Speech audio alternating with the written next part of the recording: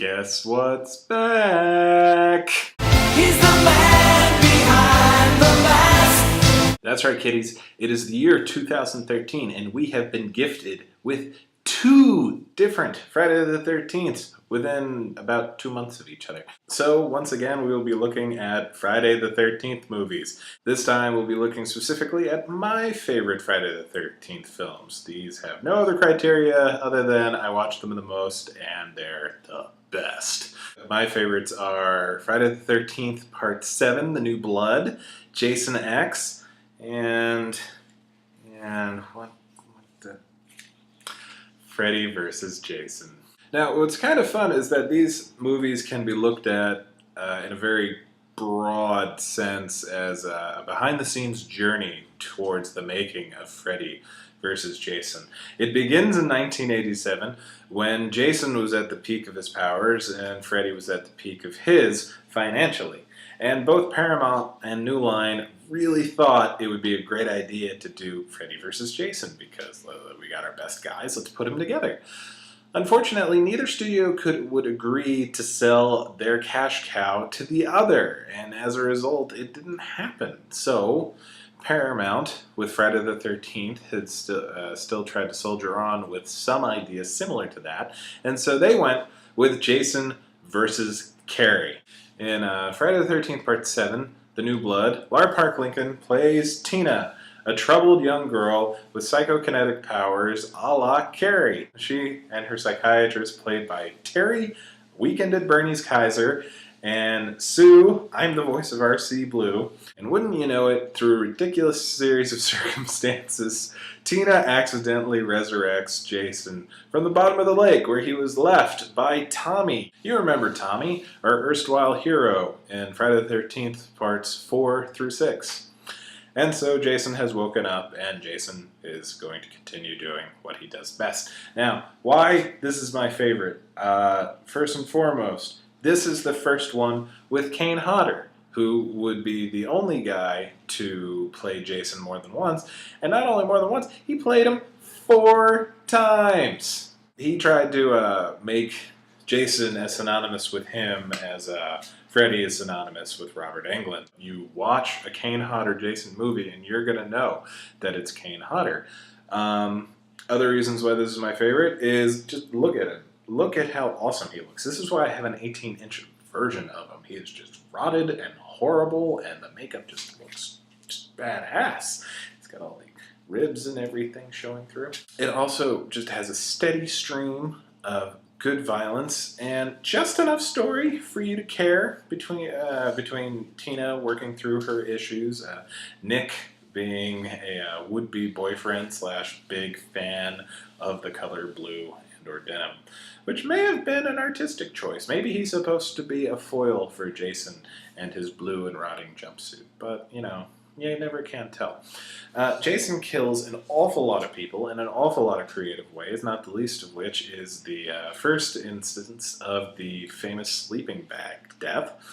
And it also is the only time that Jason actually uses power tools. In a lot of parodies and stuff, you always see him with a buzzsaw or a chainsaw a la Leatherface. But this is the only actual time that he uses something with a motor in it. It is unfortunate, in a lot of the scenes, it cuts away from the quote-unquote money shot. If you go onto YouTube, you can see some of the work print where it's a lot gorier than what ended up on the screen.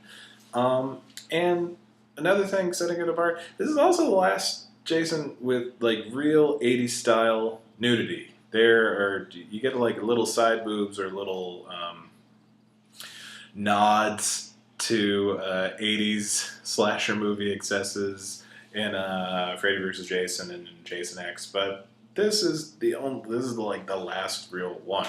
So after Friday the 13th Part 8, Jason Takes Manhattan failed to do, anything in the box office.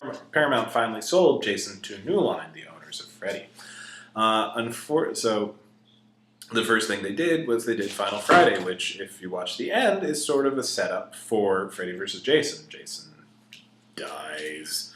And the Freddy glove comes out of the ground and drags the Jason mask into hell. The glove, the Freddy hand, was portrayed by Kane Hodder himself.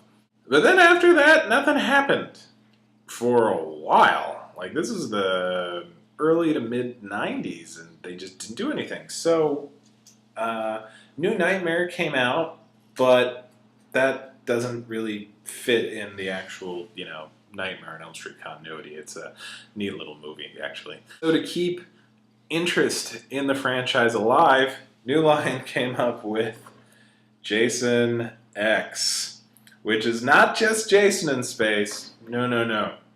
It's Robo Jason in space. I'm not going to bother with a plot synopsis because I just told you everything you need to know about it. Other than that, it's brilliant. It is nonstop fun. And it features a murder sequence after which me and my friends did not stop laughing for 20 minutes straight. We went out for food and came back and we're still laughing, and then we went and watched more Jason movies. It was a really good night.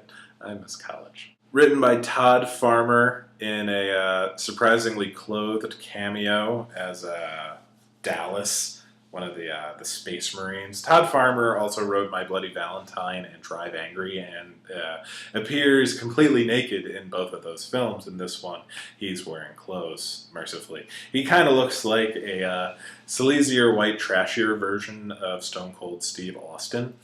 But the better cameo is David Cronenberg. Dave Deprave, the master of body horror, has a cameo as a complete scumbag scientist who wants to harness Jason's regenerative abilities for military use. And you can guess how well that goes for him.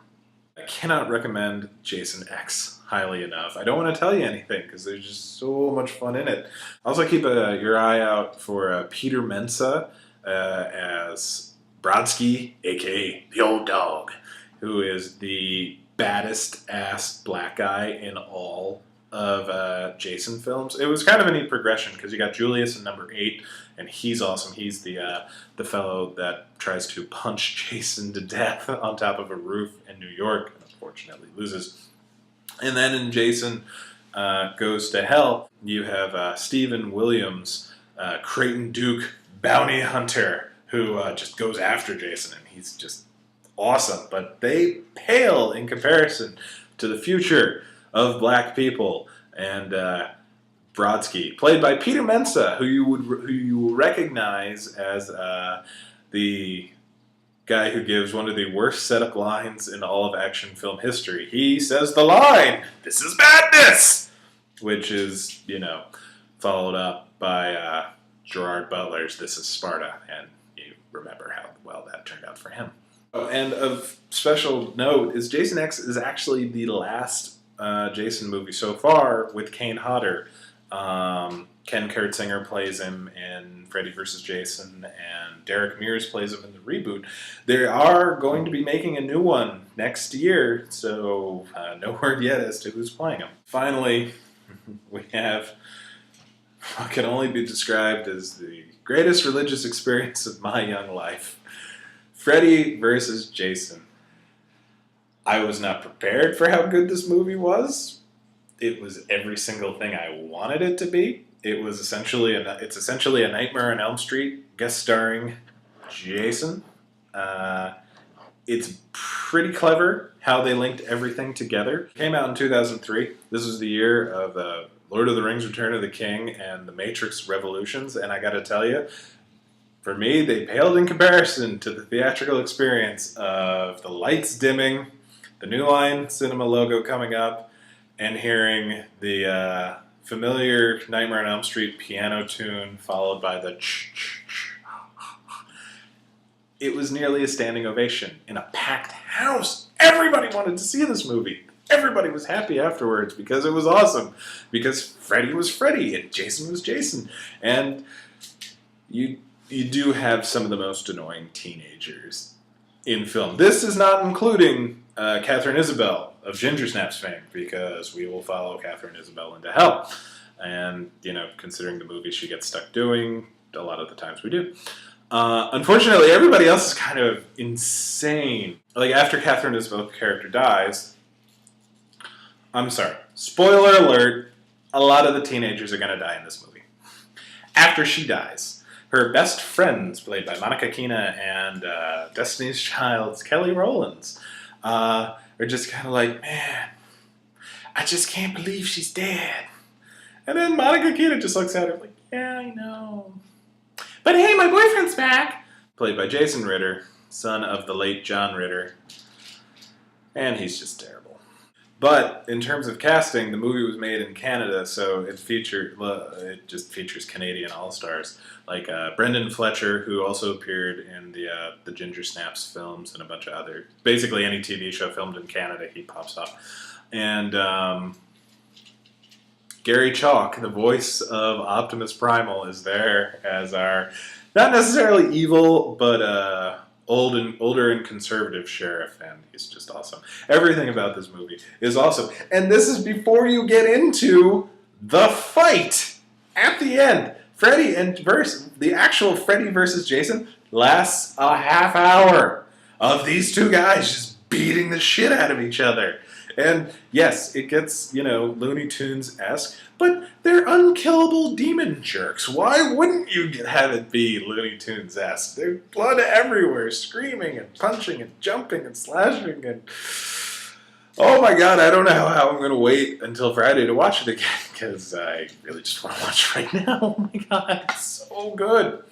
And unfortunately, much like with Jason X, this is the last time we get to see Robert Englund play Freddy Krueger. In the reboot, we had a fairly good job performance-wise by Jackie Earle Haley. It's just a shame the entire movie sucked around it. But this week, Tom's favorite Friday the 13th will be played on Friday the 13th at my place. If you're Baltimore local, let me know, and maybe we can arrange a meetup. In the meantime, find your own copies and watch them in 3 days. This is Friday the 13th, Part 7, The New Blood, Jason X, and Freddy versus Jason.